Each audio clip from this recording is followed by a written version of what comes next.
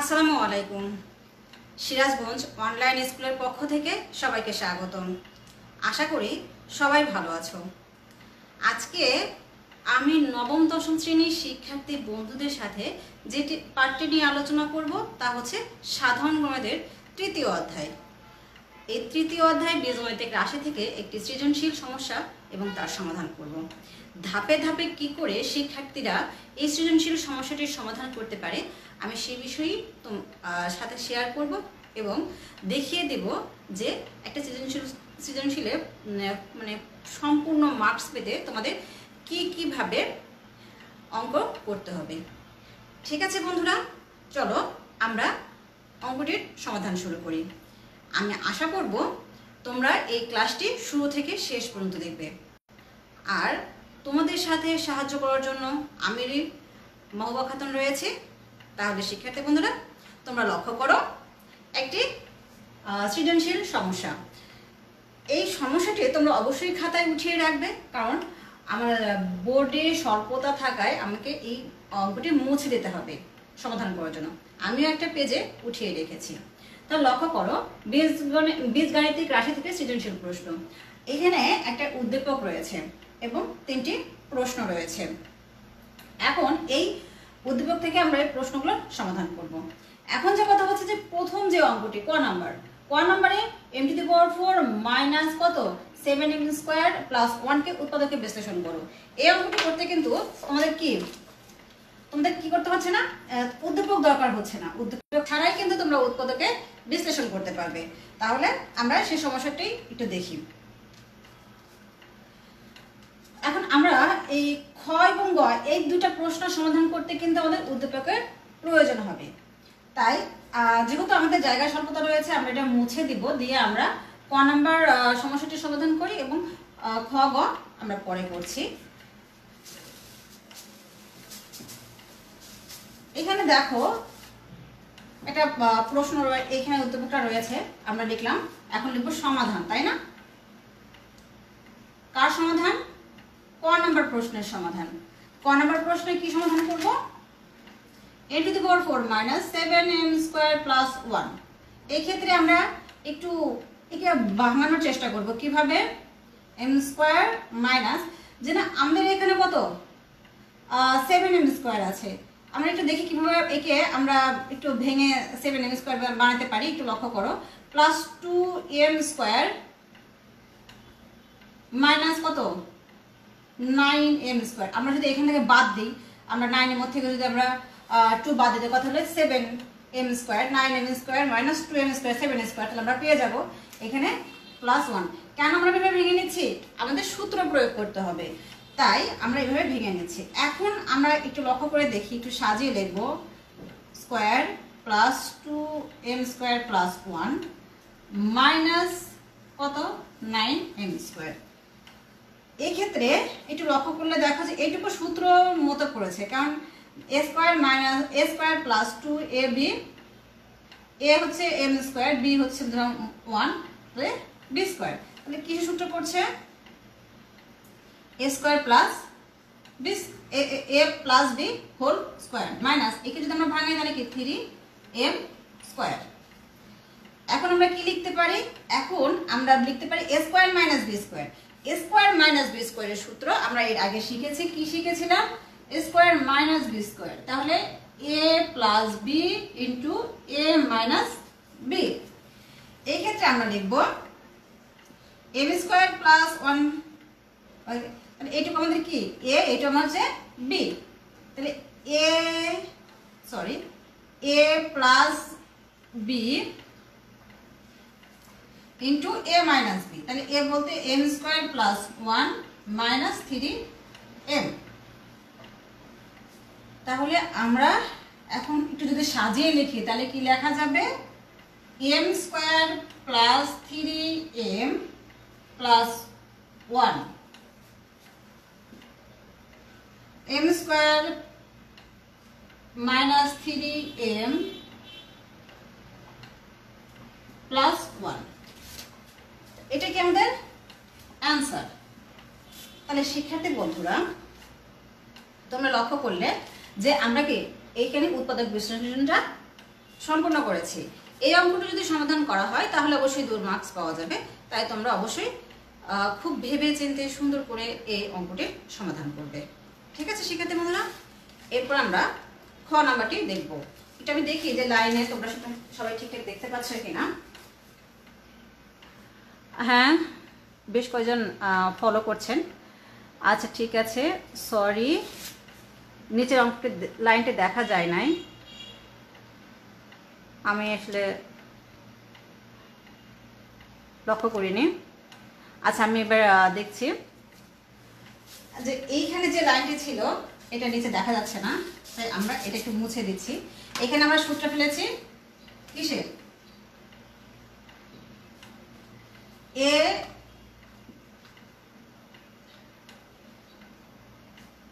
এ plus B, তাই না, into A minus B plus 1 minus 3m। এখন আমরা এই লাইনটাকে সাজিয়ে লিখেছিলাম, আমাদের এইখানে আসলে দেখা যাচ্ছে না। আমরা এখন কত, আমরা খ নম্বর সমস্যাটির সমাধান করব। আমরা মুছে দিই।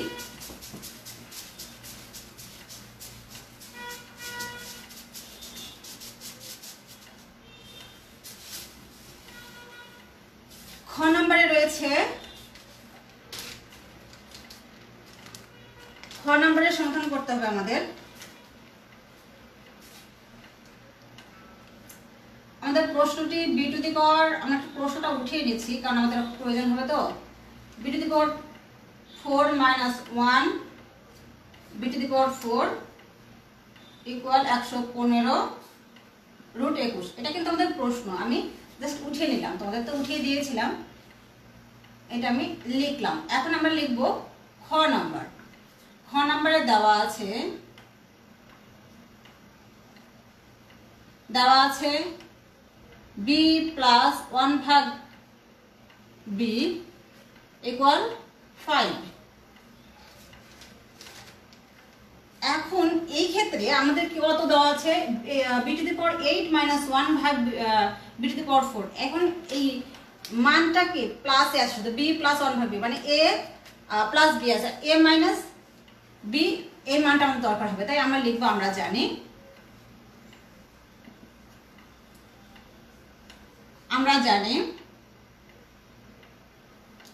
কি, আমরা জানি বি মাইনাস 1 ভাগ বি হোল স্কোয়ার ইকুয়াল, এটা কি আসবে আমাদের,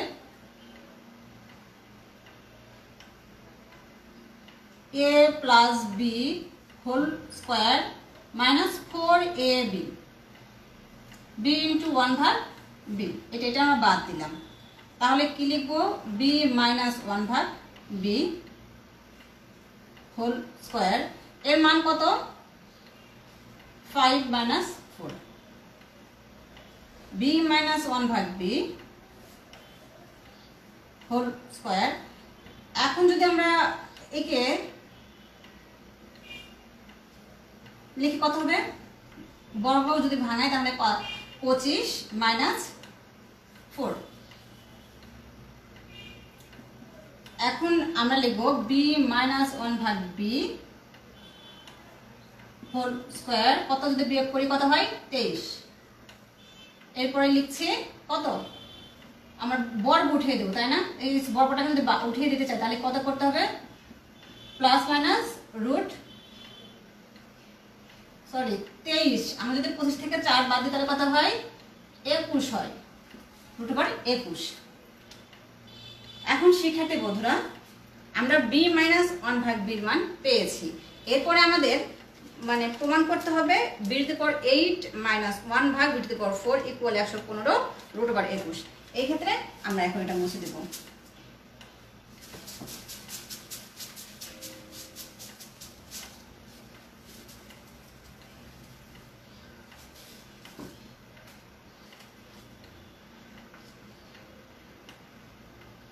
এইট মাইনাস 1 ভাগ b to the power 4 equal 115। আমরা না লিখে সরাসরি বাম পক্ষ লিখি, সেটাই ভালো হবে।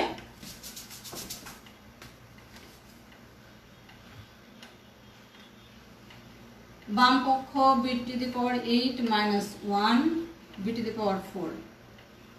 এই ক্ষেত্রে আমাদের কি করতে হবে, আমরা বাদ দিব,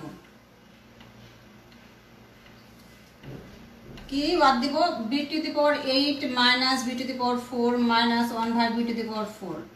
এই ক্ষেত্রে আমরা যদি বাদ দিই b to the power 4 minus 1 ভাগ b টু দি পাওয়ার 4, ঠিক আছে। এখন আমাদের কি বের হয়েছিল, মানটা কিন্তু আমাদের দরকার আছে। এখানে b প্লাস 1 ভাগ b এর মান কত 5, আর b মাইনাস 1 ভাগ b এর মান হচ্ছে প্লাস মাইনাস রুট 21। আমরা এখন ভাঙাই, ভাঙালে কত হয়,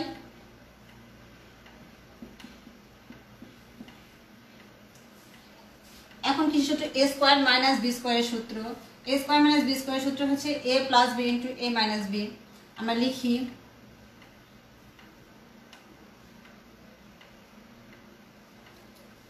তাহলে b স্কয়ার, কারণ আমরা এই b স্কয়ারটাকে a মনে করছি, 1 ভাগ b স্কয়ারকে b মনে করছি, তাহলে a square minus b square, তাহলে লিখবো a plus b into a minus b। এখন এইখানে আমরা সূত্র একটু ফেলবো, a square minus b square, আমরা সেকেন্ড ব্র্যাকেট দিচ্ছি b প্লাস 1 ভাগ b whole square minus 2ab। এখন আমরা যে কাজটি করব, b প্লাস 1 ভাগ b ইনটু b মাইনাস 1 ভাগ b। তা কি সূত্র, a স্কয়ার মাইনাস b স্কয়ারের সূত্র। এইখানে কিন্তু minus, a square minus b স্কয়ারের সূত্র একটাই বরাবর। তাহলে আমরা একটু মান বসিয়ে দিব, এর মান কত আসে, আমরা তো জানি এর মান 5 মাইনাস 2, এটা বাদ যাচ্ছে, এর মান কত 5, এর মান কত রুট 21। এখন যদি হয় 25 মাইনাস 2 21, তাহলে কি করবো আমরা, যদি 23 ইন্টু 5 রুট 21, যদি 5 আর 23 গুণ করা হয় কত হবে 115 রুট 21। তাহলে দেখতে পাচ্ছ আমাদের কিন্তু প্রমাণিত হয়ে গেল। তাহলে কি লিখে, ডান পক্ষ বাম পক্ষ সমান সমান ডান পক্ষ প্রমাণিত, তোমরা লিখতে পারো, ঠিক আছে। এরপরে আমরা গ নাম্বার সমাধানটা করব। আমি আশা করছি তোমরা এটা বুঝতে পেরেছো।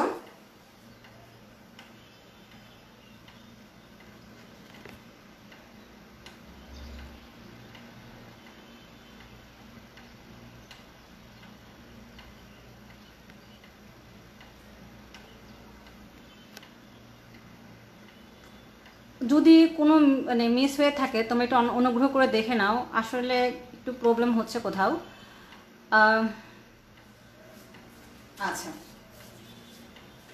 শিক্ষার্থী বন্ধুরা, আমরা খ নাম্বার প্রশ্নের সমাধান করেছি, এরপর আমরা গ নাম্বার প্রশ্নটির সমাধান করব। এই দেখো আমরা বাম পক্ষ লিখেছি, আমরা এখানে এইখানে আলাদা করেছি, তারপর এখানে সূত্র প্রয়োগ করেছি, আবার এইখান থেকে আবার সূত্র প্রয়োগ করেছি, এটা সূত্র এটা সূত্র হচ্ছে এটা। এরপরে আমরা মানগুলো বসিয়ে দিয়েছি, এরপরে আমরা গাণিতিক সমস্যার সমাধান করেছি।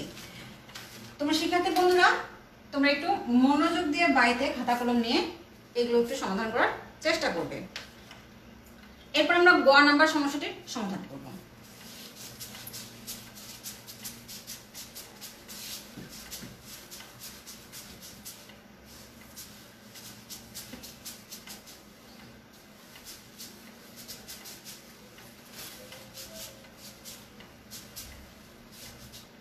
গ নাম্বারে কি দেওয়া আছে এটা মুছে দিচ্ছি। গ নাম্বারে হচ্ছে P to the power 6 minus 1 একটু লিখে নিই, আমাদের অঙ্ক করতে সুবিধা হবে।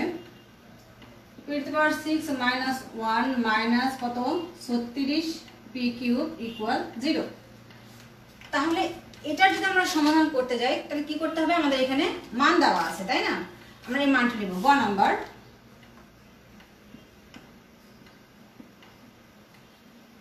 দেওয়া আছে P to the power 4 equal 119 minus P to the পাওয়ার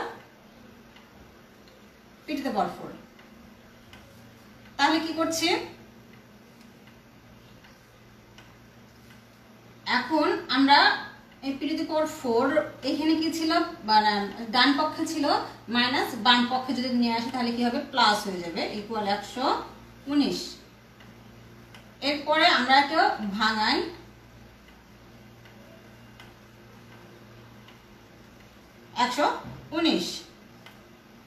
এখন কিন্তু আমরা অবশ্যই বুঝতে পারছি সূত্র প্রয়োগ করতে হবে আমাদের কি সূত্র প্রয়োগ করতে গেলে কিসের, a square plus b square. আমরা a square plus b square সূত্রটাকে জানি আমাদের কি, সেটা একটু মনে রাখতে হবে। a square plus b square সূত্র হচ্ছে a plus b whole square minus 2ab। তাহলে আমরা লিখতে পাচ্ছি p স্কয়ার প্লাস 1 ভাগ p স্কয়ার মানে a plus b whole square minus 2ab।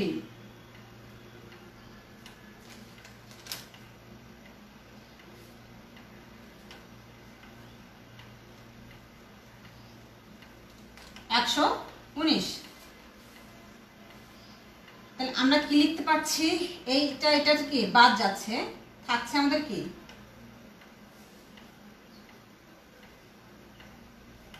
P square plus 1 ভাগ পি স্কয়ার, তাহলে whole square equal 119 plus 2 p square plus 1 ভাগ p square equal কত,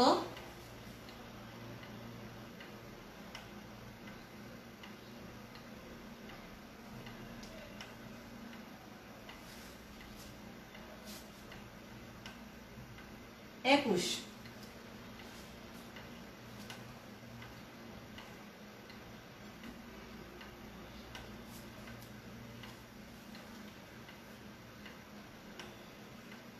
তাহলে আমরা কি লিখতেছি, a plus whole square minus এর কথা যদি আমরা যোগ করি তাহলে হয় 121। এরপরে আমরা কি করব, এখন আমরা একটু লক্ষ্য করি যে এই 11কে যদি আমরা বড় করে কথা হয় 121 হয়, তাহলে উভয় পক্ষ থেকে আমরা কি করব, এই স্কয়ার বাদ দিব। তাহলে কি কথা থাকবে, পি স্কয়ার প্লাস 1 ভাগ পি স্কয়ার 11। সেক্ষেত্রে বন্ধুরা আমরা একটু এই সাইড থেকে মুছে দিচ্ছি।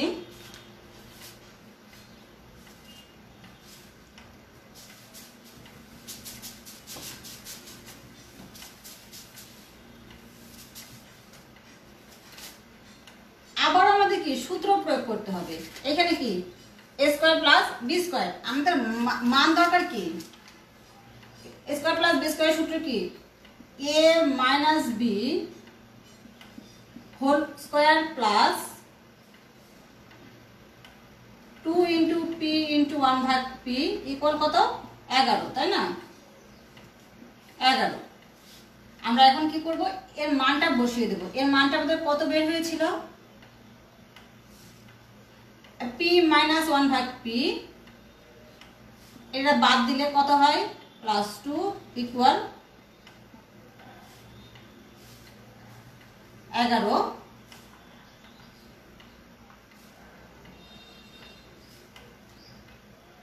p মাইনাস 1 ভাগ p হোল স্কয়ার 11, এদিকে যদি আমরা প্লাস ছিল এদিকে কি হবে, মাইনাস হবে।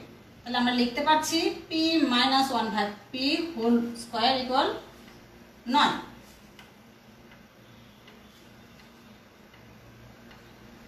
তাহলে কত আসবে, p প্লাস p মাইনাস 1 ভাগ p হোল স্কয়ার কত, এখানে 3 এর উপর আমরা স্কয়ার দিলাম, তাহলে কত হবে, 3 × 3 = 9। তাহলে আমরা এই সাইডটাও মুছে দিচ্ছি।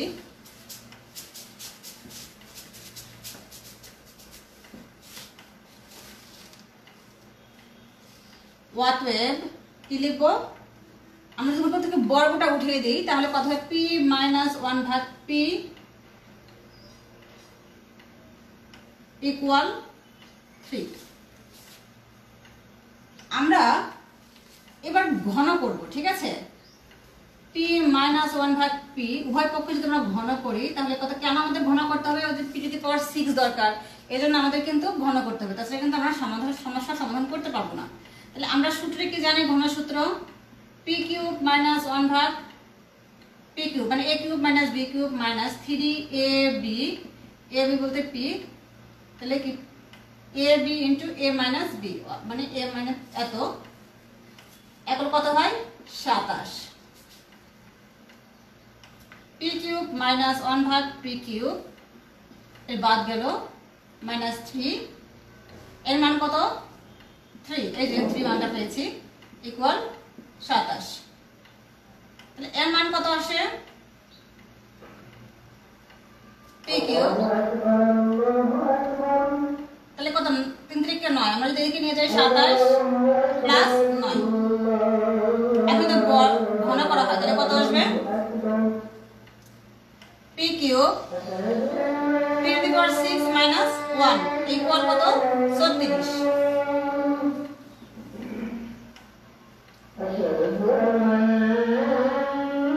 আমাদের আসছে p6 - 1 36 p two the power cube. আমরা কি করলাম, আমরা কি পক্ষান্তর করলাম, এখানে আর গ্রহণ করেছি, ঠিক আছে। এরপর আমাদের কত হবে, আমরা একটু গুছিয়ে লিখি, 36 p কিউব - 1 ইকুয়াল 0। তাহলে দেখো যে আমাদের কিন্তু প্রমাণিত হয়ে গেছে। তাহলে বাম পক্ষ সমান ডান পক্ষ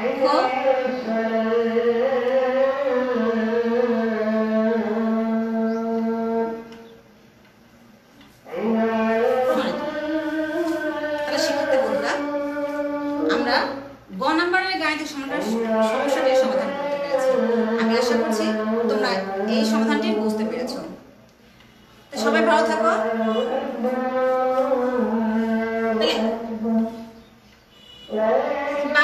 আমরা যদি ধাপটা চিন্তা করি যে আমরা এখানে বেশ কয়টা সূত্র প্রয়োগ করতে হয়েছে, সেই সূত্রগুলো আমরা একটু লক্ষ্য করি যে তোমরা সেই সূত্রগুলো চিহ্নিত করবা, কোথায় কোথায় সূত্র প্রয়োগ করেছি এবং কিসের সূত্র প্রয়োগ করেছি, এবং তোমরা আস্তে আস্তে সেই সমস্যাটি বারবার বাড়িতে প্র্যাকটিস করবে।